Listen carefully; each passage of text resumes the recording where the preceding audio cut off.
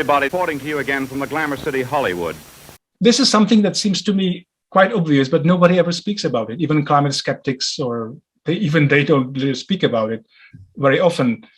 But if you really think about it, what is so renewable about solar and wind power? Is the sun, it's going to be here forever from human perspective, and the wind is always going to blow, okay?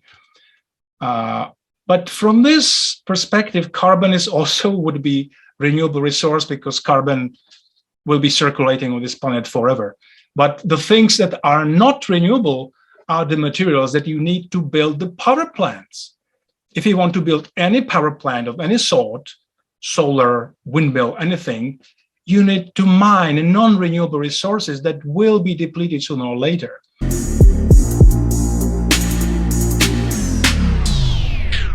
If you love listening to this show, please consider giving a rating and a review on Amazon Alexa or wherever you listen.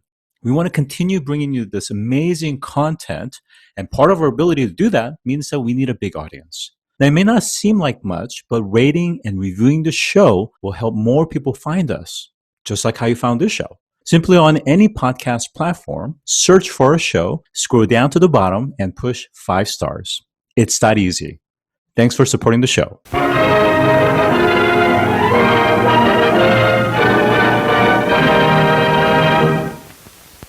I'm joined by Vicheslav Kremlik, author of A Guide to Climate Apocalypse. Welcome to the show today. Thanks for having me. In your studies, you indicate that climate change has affected human history, and particularly during cold climate and not warm climate. I wonder if you could elaborate. Yeah, I studied history at university, and the thing that I came to be interested in was how frequently the dramatic episodes like great migrations and falls of empires, how frequently they coincide with climate change. So climate change probably played an important part in history.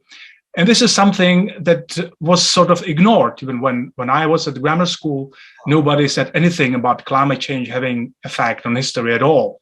Maybe somebody might have mentioned the migration of the Huns from Central Asia and their coming to the West and fall of the Roman Empire. That this might have been caused by climate change, but otherwise this was not really discussed a lot. But today, this is something that's very important. And for example, if you look at the history of the ancient Egypt, so all the periods of the great dynasties and the falls of the individual empires really coincide with the cold snaps, where usually the cooling brought out desertification, which in turn caused problems with agriculture, which weakened the legitimacy of the ruling class, and problems then came. And this is thousands and thousands of years when we can see this effect. And what's even more important to me is that you can see some climate cycles which bring this cooling back and back again and again. And we can see them not only in the last 10,000 of years, but you could see the very same cycles also in the previous glacial period of the Ice Age. So there are some long-term, very large forces that govern our lives, even though we are not aware of that. Well, first of all, I want to point out that some of the assertions that you're making has quite a bit of validity. So if you think about movement of people, generally people are going to move in mass in large groups because they're in search of food or there's food scarcity. And certainly that's going to be the case. And so when you have droughts, people are going to be moving from, let's say, certain parts of the Middle East down to Egypt, for example, or some other locations in search of food, for instance. So migration has always been kind of core to the culture and the history and the change of people. And certainly sometimes food scarcity, but also territorial and climate has an effect in terms of overall war and territorial expansion as well. So totally agree with you on that. And then certainly we have enough data over many, many thousands of years on Earth in terms of how things happen over time. And I do agree with you that cold snaps and just generally cold weather has been more of a negative adverse impact to civilization. Now, with that said, bringing back to more modern time, one of the assertions that you make is that you indicate that we as a society have become scarce civilization of hypochondriacs. I wonder if you could elaborate on what you mean by that. The thing is that, if in the future you've got much more warming than today, so yes, it might be a problem in future. But so far, we still have been probably benefiting from the warming, just as the previous civilizations. And also, this period when we are so very much afraid of climate or weather, it comes at the time when we are at the peak of human prosperity. People have never in history, never over the past thousands of years, we have never had so low poverty rates. And it's continuing even today in the recent decades. The extreme poverty in the world, especially in the developing world, is becoming so low that probably within 50 years, there will be no extreme poverty on this planet. So that is good news, right? If you look at the casualties or deaths caused by bad weather, by natural disasters like droughts, floods, and things like that, these numbers have been falling dramatically over the past hundreds of years, and they have fallen by more than 95% in spite of dramatically booming global population. So we are much safer, we live longer, we have got more food, fewer people starve, and at this very moment of human history, we are suddenly scared and we believe everything is going to die. I think there is something very surprising to that. All right, so I'm going to lead into a follow-up question related to that, which is, you indicate that activists, scientists, and journalists are misleading the public about fake disasters. What do you mean by that? Well, let's begin with journalists, okay? That's something that everybody knows, that for journalists, good news is not news. If you watch television and you switch on the news channel, you rarely see any good news, even though they happen every day. This is not interesting for anybody. Only scary headlines sell your newspapers. And this is slowly creating a very dramatic atmosphere in the media world. This is such a bubble of virtual reality, which is so dark and gloomy, and has very little to do with the real world. There are also mechanisms that motivate bureaucracies to focus on the negatives, because only if you focus on some sort of risks and problems, only then you can justify some investment, you can justify creation of some new bureaucratic branch, you can justify creation of some new research programs. If you say that there is no real big problem, you cannot justify any new things, any new developments. So there are many areas or many mechanisms that motivate people to focus on the negative issues, on the dramatic issues. And you don't need to resort to any conspiracy theories. It's just human mind, what human mind works like. Even if you watch films, you don't see films being shot about non-problems when people are happy and having no issues. You always need some dramatic situation, and that's what people are interested in. And that's driving the whole media, reality in this direction of doomsday and apocalypse. And I don't think it's very healthy.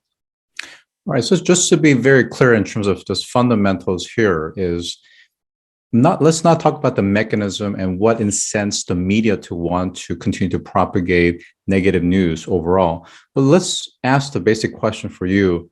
Is climate change real for you? Well, I have said that in the beginning, climate change has always been here and is relevant and is important. So I've already said that. Okay. And so so you're not trying to dismiss the issues around climate change, but rather the way it's being communicated in the public media. Is that right? Yeah. My book contains also a section about some other previous alarms or fears that have been here in the 20th century, and most of them have something in common. Usually it's based on some real problem that really does exist, but whose impacts are exaggerated beyond recognition. So it's not about somebody creating some fake news that's not real. No, we really do have climate change, we do have some warming, but when somebody wants to exaggerate a thing, so they just work with the data in a not very honest way. For instance, a thing that I think it's very important. If you look at last 10,000 years of temperature data that we have from the icebergs, from ice cores in Greenland and in the Antarctica. So the last 10,000 of years show gradual cooling. And the recent centuries, 14th to 19th century, the so-called Little Ice Age, it was the coolest period since the time when the mammoths became extinct. The coolest period, 19th century. So the overall story is that we have got almost 10,000 of years of cooling, followed by the recent warming, which is very clear in the last 2 centuries. But if somebody looks only at the last 1,000 of years in some specific areas somewhere else, it will show a picture of unprecedented warming like we have never seen. But this vision is created just by selecting just a piece of the data that we have. Now, I want to kind of take a step back, which is that I think generally some of the assertions that you're making, I think I mostly agree with to a great extent. But I think the lens by which we need to look at it is that a lot of your ideology or perspective is coming from the perspective of Eastern Europe. And of course, there's a lot of great influence from the former USSR. And the reason I bring that up is one of the things that you warn against is the use of scaremongering by central authorities to gain more power. And we've seen in many different situations where it's been weaponized to really gain power for a political party.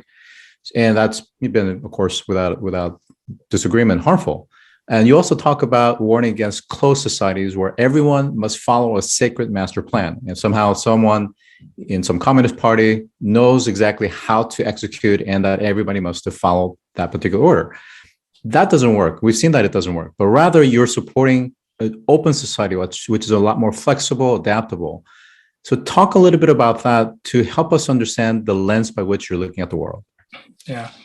The thing that I'm sort of afraid that you have got these laws that govern bureaucracies in general, like Parkinson's law and things like that.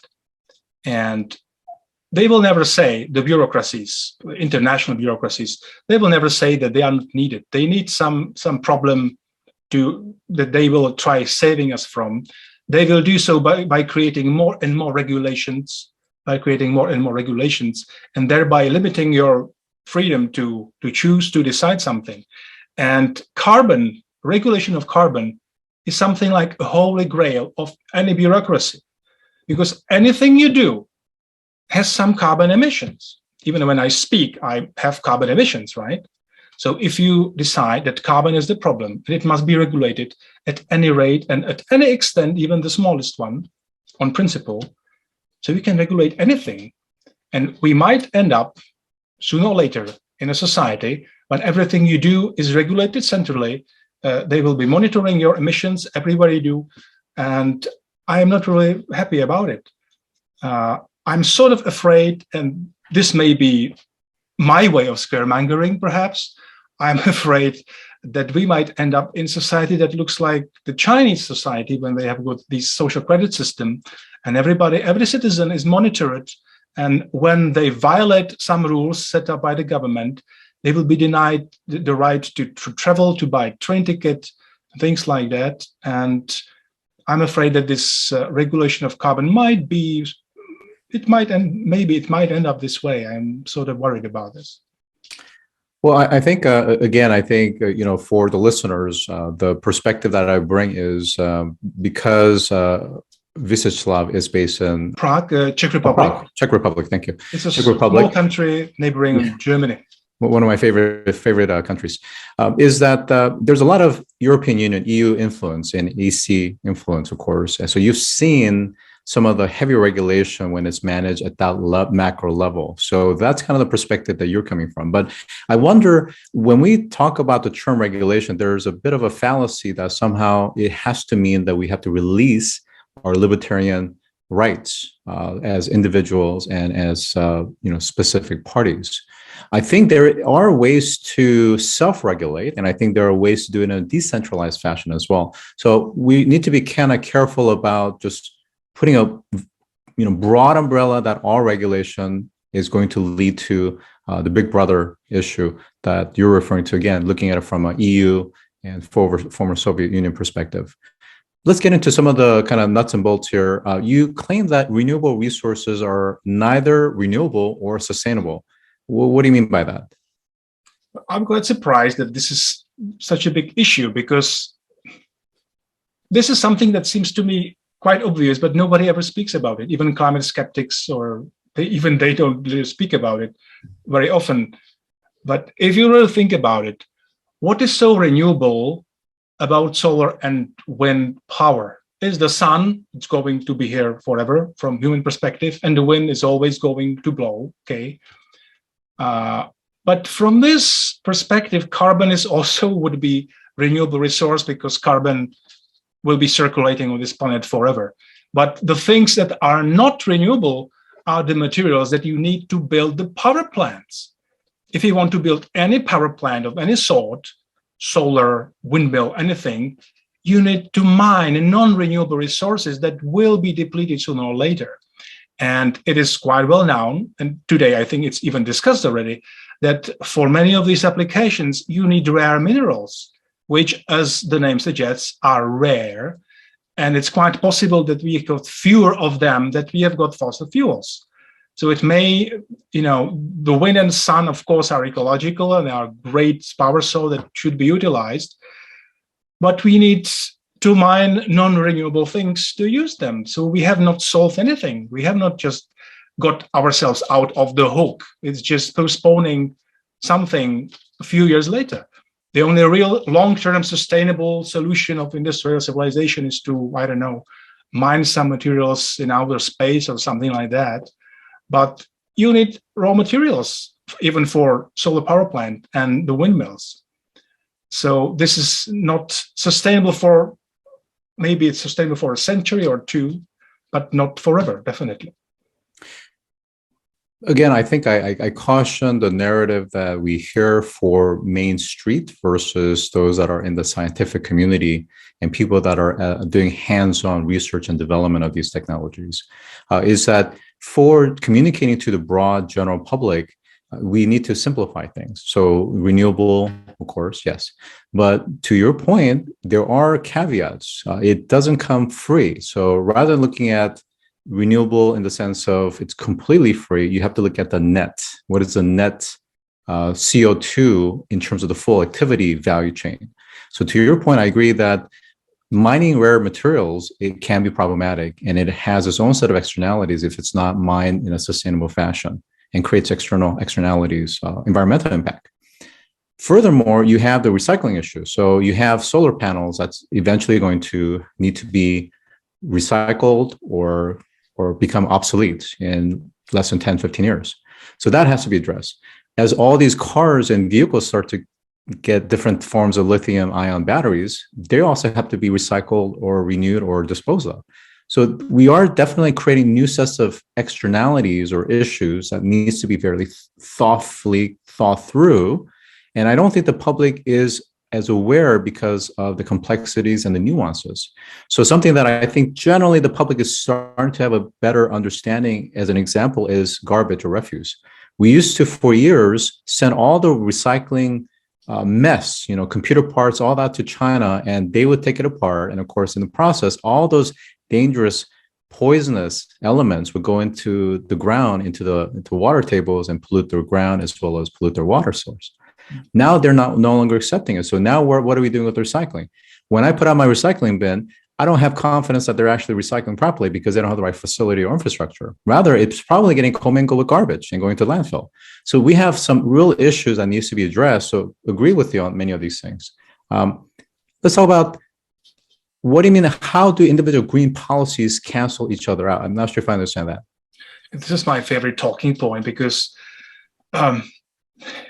it's a little bit ridiculous, because we have had the great boom of solar power and windmills over the last decade, in Germany especially, and they have really been able to produce a lot of electricity. It's sort of carbon-free, okay? But at the same time, the environmental movement has been pushing against nuclear power, so that since 1990s, nuclear powers are decommissioned one by one, and it's also carbon-free power. So on one hand, you lose carbon-free electricity. On the other hand, you build new carbon-free electricity capacities. So what you lose here, you gain here, and the net result is really not very much.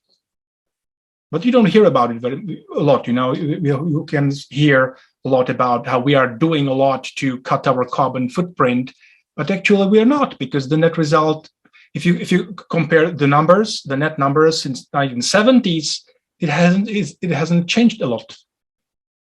It's interesting. I think, we've spoken to many physicists and nuclear physicists, and some would actually argue with you that we don't need solar, we don't need wind, we don't even need thermal or anything else. We just simply need nuclear, and nuclear power is more than sufficient to meet all our needs. Now, with that said, of course, the issue has been more of a politicized and media fear-mongering around nuclear, and particularly legacy fusion technologies.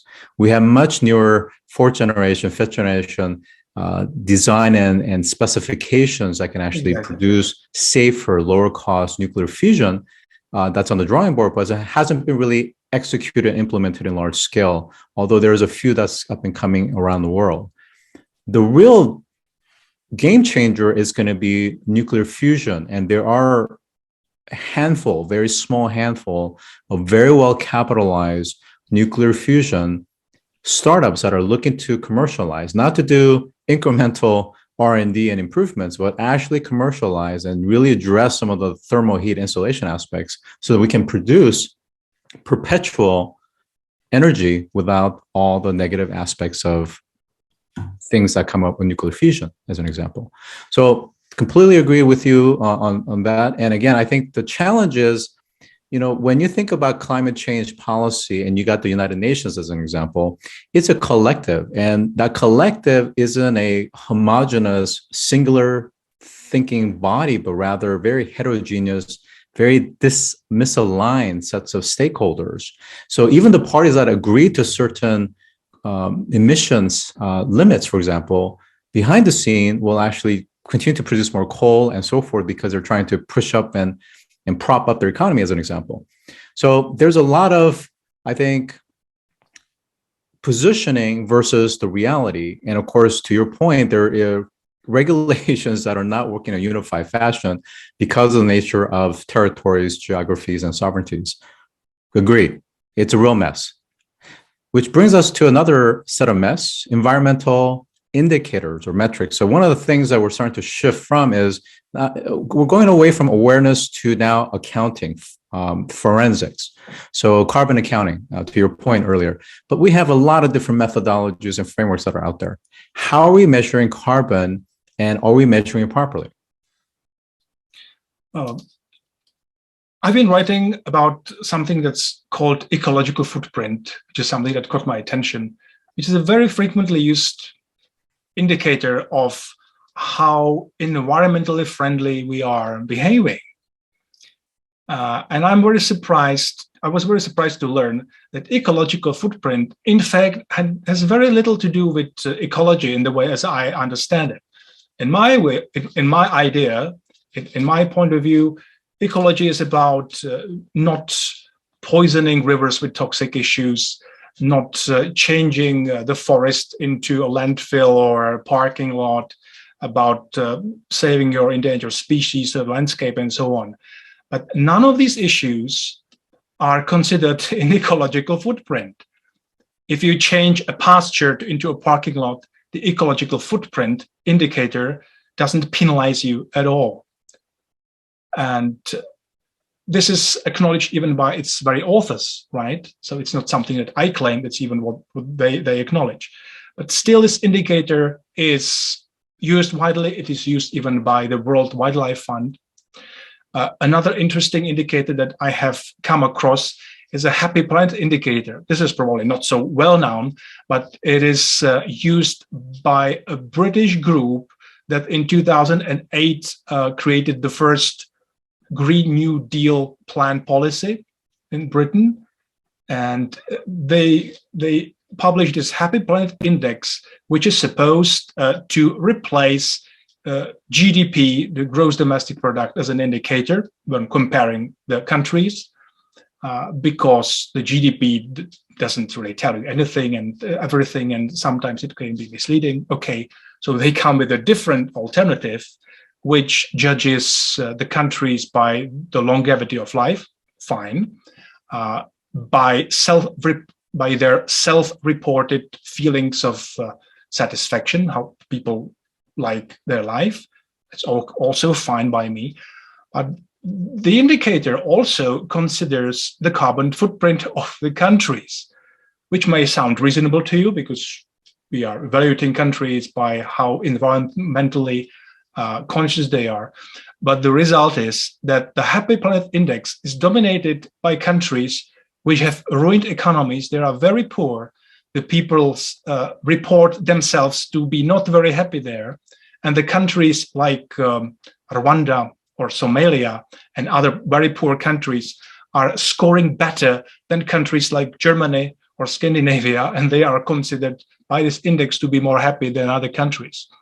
So, and this is still taken seriously. They publish the thing until the day, and it's there, and people quote it, and they say, look, you are polluting your country, but these other people over there are much happier than you are. And they are not happier. They just have an economy that's underdeveloped. So if you don't have any factories, you don't have any carbon emissions, right? And they are presented to us as some model to follow. And it's quite disquieting if this comes from a group that is one of the first proponents of Green New Deal. So it sounds a little bit scary. I don't want to end up living like in Honduras, personally. Well, I think you make some valid points. And what I would say is that if you present any type of indices, measurements, tools, methodology to scholars or researchers or scientists, almost any one of them can basically pinpoint and deconstruct it and find flaws and issues with it. And that certainly goes for any of the metrics that's used for climate and carbon measurement. And again, I think it's very much work in progress. The thing that I wanted to come back to is what we started out with, is that this notion of human history is heavily dependent upon climate change, whether that's been cold historically and now more recently warmer. It is having a huge impact, and it is the underlying root cause in some cases where large groups of people are migrating from one geography to another. Maybe it's South America and Central America to North America, or maybe it's the Middle East going to Europe, or it's North Africa going to Europe, for instance. So we have movements, and that change in movement, change in resources and culture is also creating a lot of crises, which is for another conversation. With that, I have been joined by Vicheslav Kremlik, author of Guide to Climate Apocalypse, who is joining from Prague, Czech Republic. Thanks for joining today. Thanks for having me. It has been a pleasure.